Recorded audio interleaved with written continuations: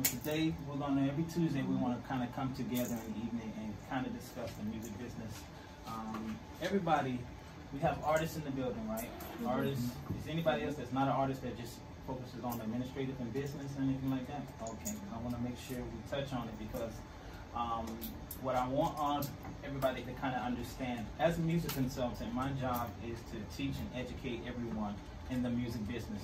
So there's two aspects to this industry. There's music and there's business.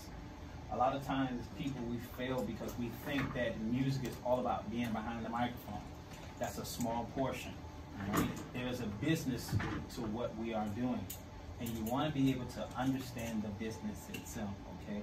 So I want real quick everybody to go around and just kind of give their names and what they do, whether they're a singer or a rapper, and we go from there. So start with you. The reason why I do things like that, have you guys introduce yourself, because as business people and as artists, you got to be able to define who you are. If you don't know who you are, the crowd and the audience will tell you who you are. That's the first thing. Know who you are. Your titles, your subjects, what you're skillful at. You want to be able to memorize that like the back of your hand. My name is Jay White. I'm a music producer, recording artist, leader, and teacher. I do motivational speaking that deal with kingdom principles and character building. I know who I am. Somebody else can say, oh, you do this. No, I don't. I can tell you exactly who I am. If I don't know who I am, they will tell you who you are. All right? So you want to know who you are and what you're capable of doing. All right? So when you're dealing with the music business, you got to understand who you are in this industry. All right? This industry will tell you who you are. Okay? Today we're going to be talking about some things that are very important.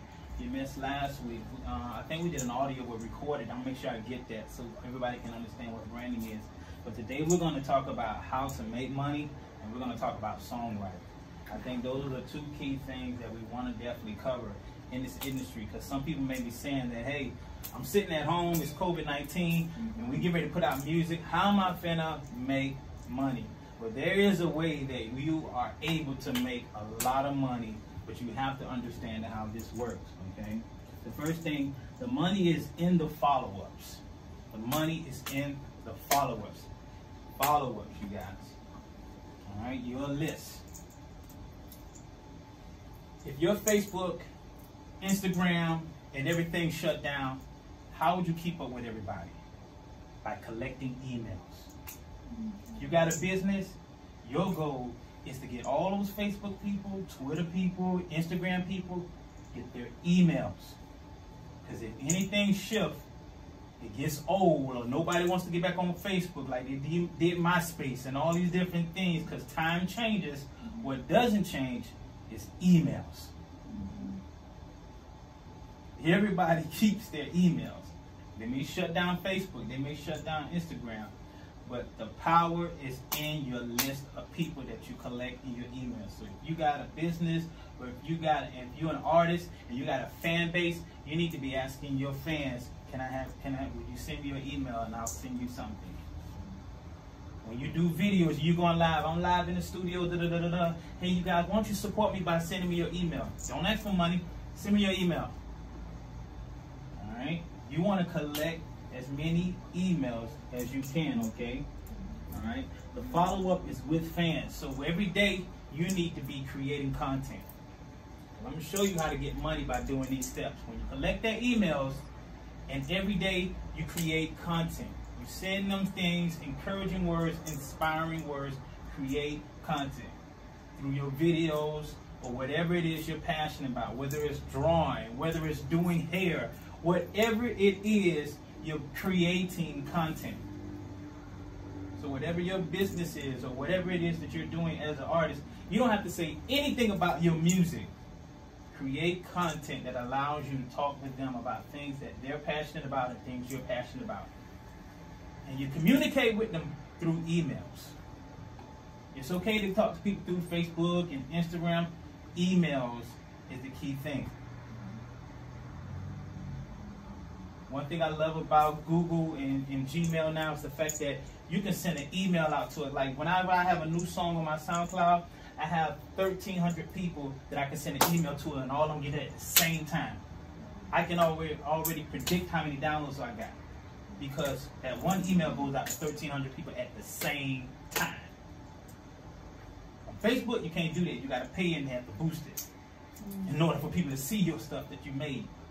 But it's different when you got the email and you email everybody. So if you got an event coming up and you want all 800 of your fans, email. You just did a video on your YouTube page, you want all your friends to go see it, email. All our emails now alert us on our cell phones. Okay? So this is how, what you're doing is you're creating, the key word is creating value. People don't buy money, people buy into value. When they feel that you are valuable, what would make somebody pay you $100 but then turn around and pay me $500 to do the same thing you're doing? It's because they see more value in me than you. So when you're creating content, creating content allows you to build an illusion of value. So when you're constantly posting and making videos, don't look at it as, some people look at it as hard work. I don't want to do this today. I don't like texting and posting up comments. You got to remember the purpose of why you're doing it. You're creating value. The reason you may be showing people your graphics and your artwork, you're creating value. Let's say, for example, everybody start following you because they love your graphics. You ain't even dropped no music yet. But you can guarantee yourself that if I do put out music, I got 4,000 people already watching me, every move I make. And they're not falling in love with the music. Once people fall in love with you, it doesn't matter if you're selling hats, shirts, watches. They're going to buy it because it represents you. This is how you make money in this economy now.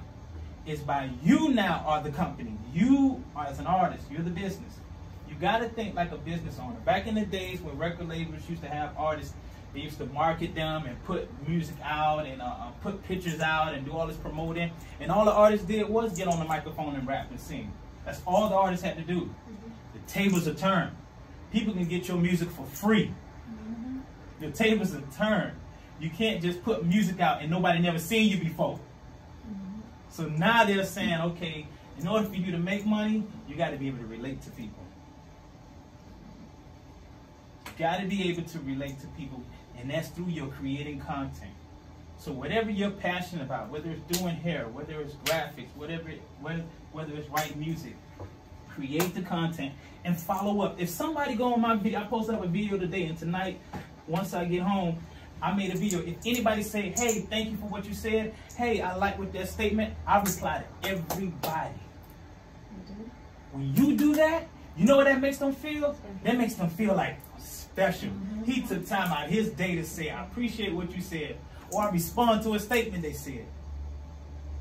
I guarantee you, in the future, that's a customer. I was actually watching a motivational thing like that. That really opened my eyes this morning. I'm like, yes. To get your happiness, you have to, it's the people. Like, tell somebody that they doing something good in front of somebody else, or just like, you know. What if Bill Gates posted something and you said, oh, Bill Gates, that's a great idea. And he wrote this thing under you're like, whoa, right? Bill Gates. Girl, did you see what Bill Gates? Because of value in who he is. It's the same thing with us. This is how we got to think. So you got to understand that you're a business person, so you got to always come from that perspective. You got to remember, you got to always come from that perspective that they're watching you, and if they say something, you want to respond, all right? So follow up. You can no longer think as an artist, but you got to think like a business-minded person. Normally, the record label will follow up with the fans and talk to them. Those days are over. And like we said in our last meeting, even though you may be signed to a record label, do not think in your mind as an artist, it's somebody else's responsibility to promote me. If you don't believe in you, don't force other people to believe in you. The first person that should lead your album and promoting and talking about your album is you. If your record label do it, to God be the glory. If they don't, it doesn't matter. You're still going to be the horn. But you got to think that way. If you don't think that way, it's going to be a problem. Okay? Because the fans are not going to support you because your record label talking about you. The fans are going to support you is because they connect with you. It's all about connecting. That young person that's sitting on home, they don't have no money, but they know how to get their mom and dad to go and purchase that shirt of your movement or whatever it is. Because they connect with you. So follow up with that person. I don't care how old they are. If you did a video tonight, sit in the studio and somebody say, hey, I like that song, go and say, I appreciate it. Thank you for listening to it. Respond, respond, respond. All right? People want to be recognized. So follow up with them, all right? The power of daily consistency. There is a law, a principle in the earth that if you keep doing something over and over, they do it in the marketing world. They keep putting that Big Mac in front of your face. You may not even like Big Macs, but someday you driving down the street, you're like, man, I want a Big Mac. Why? Because the commercial was there every day. It's a marketing strategy. So it's the same thing when you're online. If you consistently keep putting up every morning, good morning, good morning, good morning. Let's just say every day in the morning at 8 a.m. you put up good morning. And then the 13th day you don't do it. I guarantee you, one person going to reach out and say, you all right? That's because you kicked in a law. It's called the law of daily consistency. When you keep doing something over and over, people are going to expect you to keep doing it. You want to create that law in the viewer's eyes. Because the more you keep doing it, the more what you're doing is you're connecting and you're building relationships with people. This is how you make money in this economy. It's through relationships. People support people who they feel that are inspiring them, encouraging them, and helping them discover their dream. Not your dream, but their dreams. You got to remember, you're a leader now. One goal about a leader is to make other leaders. Not to make you great, but to make others great. When you think like that, your songs and your videos and everything will always be in a position to where you're inspiring them for them to go for their dreams. For them to go in the studio one day and write their song. Not for them to always watch you, but to watch you and then they become better. Mm-hmm. This is how you make money. This is where people is going to put their money into you. They're going to give because they know that what they're doing, they're supporting a good cause. You know what? You're changing my life. Let me buy your Unity shirt. Let me buy your Unity hat. And this is how you got to think. Whether it's drawing every day, whether it's doing hair, whatever it is, you want to be passionate about it, and you want to do this consistency. Does we have any questions on that? So if you started, let's say you started and then you stop, pick it back up, keep going. But you gotta, key word is discipline yourself. Break all the bad habits, whether it's watching TV, whether it's being around negative people. Set a goal and say, okay, like me, I set goals. At 3 p.m., I know I'm going to reshare one of my videos. I have it written down in my notebook when I'm going to reshare. Everything has to be goals. If you don't have any goals set or strategies set as an artist or a producer, it's like getting in a ship and sailing without no destination. If you set goals and you get in your ship, you know exactly where you're going. This is how smart you got to be about this. And you want to become smart enough so that as your enterprise gets bigger, you're able to teach other people to think the same way.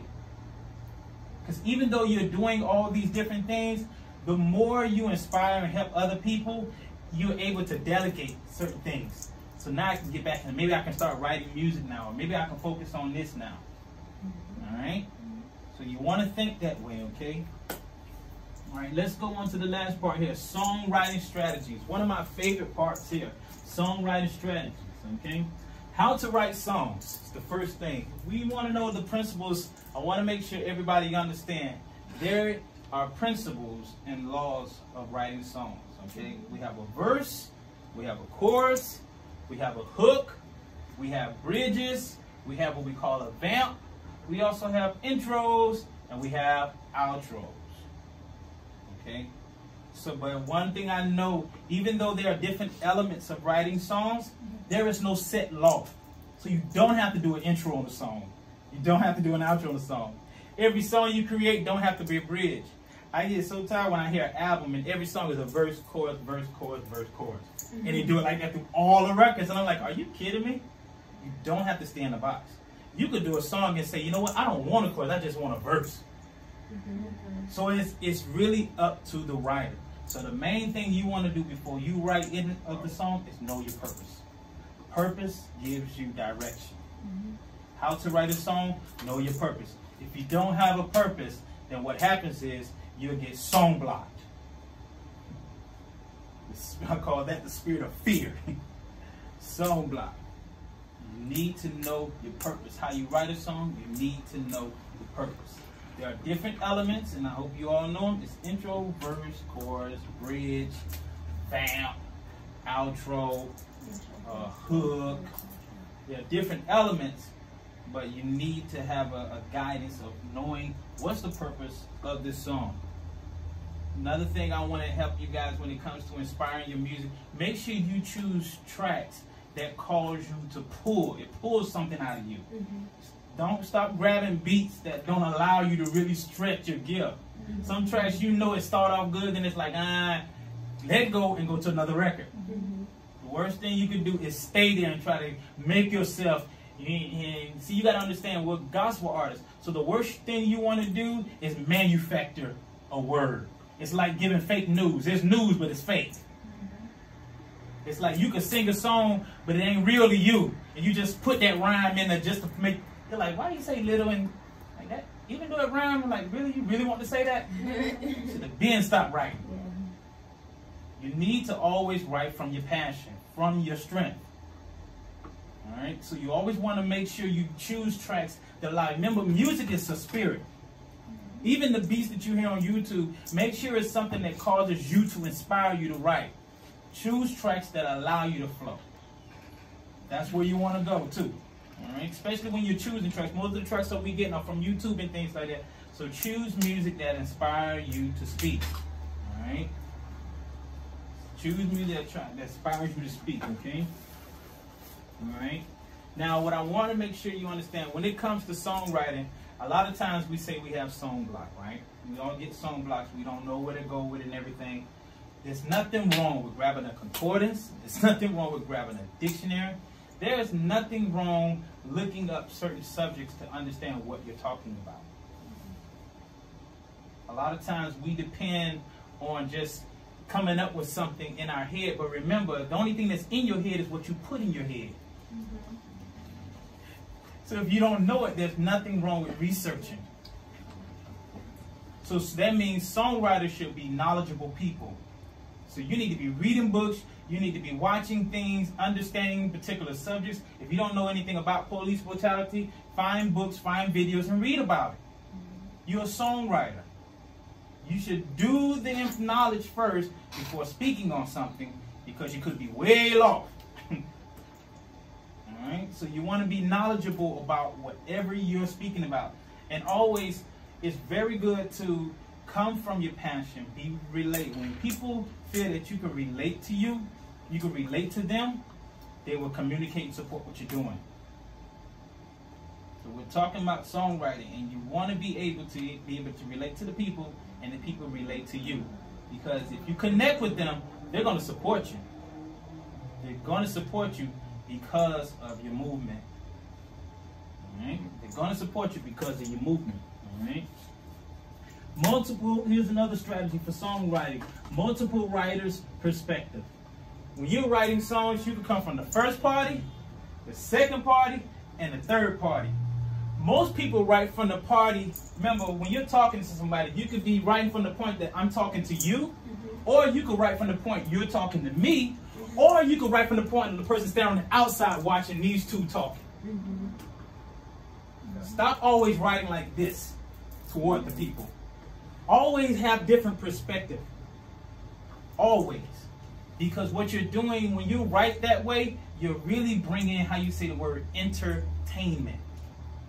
We're going to break the word entertainment down. Enter means to go inside something. Tain means to contain. Ment comes from the word department. So what part of the body are you entertaining? I'm and I'm containing the mind. So when you're entertaining people, you got to think, what do I want to put in their mind? I can come from the first party, the second party, or the third party.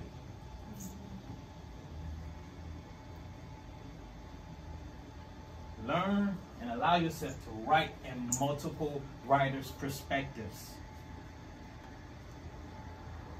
Sometimes you can write so much in a certain way, you may care about all race, but the way you write make it seem like I love black people, but I hate white people.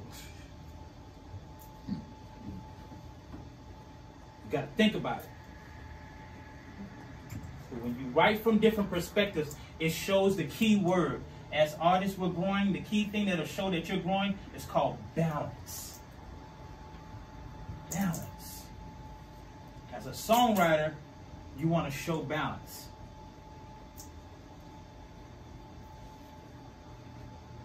You want to show balance. Because if you can show balance as a songwriter, any writer or artist can call you and say, would you write for me? I'll pay you $100. Why? Because they saw in your past experience, you've been able to write from different perspectives. You not only just write this way, but you can write that way. Matter of fact, I could probably call you to do a country song because I saw you write blues style. When you show different perspectives, you expand your multiple incomes. But if you write one type of way, they'll think of you and they'll say, you know what, I can't call them because they don't write that way. But if you write in different ways in your own songs, they can call you because they know, you know what, if I call her, she could do 3 different styles of writing for me. She could do a hip-hop song, and she could do an R&B song, and she could do this song. You want to be able to write. I always encourage gospel artists. We were just having a subject about it to where you should be able to write about love. From a man to a woman, and then switch and write about Jesus down on the cross. Some people get stuck at Jesus down on the cross and can't write nothing about a man loving a woman. And you're like, are you serious? They only write from one perspective. So you want to show multiple. The reason why is because it's going to give you more income as a songwriter. As a songwriter, whenever people play my music in radios or movies and royalties, they would call it sync licensing. Somebody will pay me like a flat rate of $150 just to use my music for a movie, or just for me to write a hook for them for a particular song. Artists today are making money from now what? Selling beats now? And now more artists are starting to make money from just writing hooks. As an artist, I get paid money just to sit in rooms and talk to people about the music business. So each artist has multiple ways of making an income. And this is how you got to think. Because this is the new norm. To where we're not just behind microphones, but we're songwriters, we're producers, we're business owners. There are multiple ways of making income, but you got to think that way. And you work from your gift. Your gift is songwriting. Don't just always think of me writing songs for myself. Or don't just think of me singing songs. Somebody may pay you $200 or $300 just to come sing a hook. Do it! Don't be like, I ain't no background singer. I'm like, no, go do it. It's a new economy. This is how you make your income. The days of, I'm just going to sell CDs, those are over. Because our culture, we not to get your music for free. Easy. So the only thing that will cause people to say, hey, I want to support you is because you connect with them. You was able to inspire them and encourage them. So they're going to take care of you and pay you in these different ways. So I want you guys to become more stronger in strategizing your song. Challenge yourselves. Get out of the idea of verse, chorus, and come up with something different strategy. Change it around. I understand if you purchase a song in the formation, most beats that you may purchase is already locked in. How long the verse is and how long the chorus is. Okay, work with those. But those that you're able to start from scratch, switch it up. If you decide to do an album, doing that music album, let me go back. An EP is 5 songs or less. That's an EP. An LP, which is album, are 7 songs and more. So if somebody come up to you and say, man, I got 9 songs, here's my EP, they're wrong. That's an album. It's called LP. You say I got 5 songs or less, it's an EP. So if you say I just want to do 3 songs, which one would you use, the EP or the LP? In your conversation on the radio interview. If I say you're gonna do 3 songs you're gonna put out, we're in a radio interview. What would you call it? An EP or an LP? LP? EP. Wait, No, EP. you said EP is 5, right? 5 or less. 5 or less. Or less, okay. And an LP is 7 or more. Oh, okay. Which is an album. And it's an album. You're in a conversation and you talking with artists, it's like, oh yeah, I'm finna drop my EP, I got 10 songs. If they smart, they gonna look at you like, and I be in them conversations, I'll be like, y'all know what they're talking about. Know the language. Just like every culture has a language, the music business has a language. If I'm recording you and I say drop your ad-libs, and then you go in there and you start singing the whole thing through, I'll be like, you don't know what ad-libs are. You got verses, dubs, ad-libs. And now we have people doing, some people like to create their own delays. Verses, dubs, what is a dub? Is you're going in and out on certain parts. In and out. If somebody says stack your vocal, their meaning just what it is. You're stacking it. You're going to go through the whole song all the way through. So if I'm recording you as a producer and engineers and we're sitting with the artist, you want that. If you want that artist to do that whole verse over, sing it over and rap it over, the word is stacked. I need you to stack your vocals again.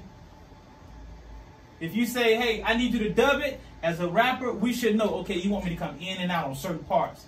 And normally when I'm teaching people, when you're doing your dubs, your dub guy is normally your hype man. If you had another person like you on stage, what parts of the song would you want him to come in and out on? Because as an artist, there's some parts, I don't want my backup guy all up on me while I'm rapping. Just help me out a little bit. That's what your dub guy does. He comes in and out on certain parts. You don't put too much on it. He just does just a little bit. Now your ad-lib guy, he comes and he says certain words after. So if my last word is go, my ad-lib guy can probably say go again.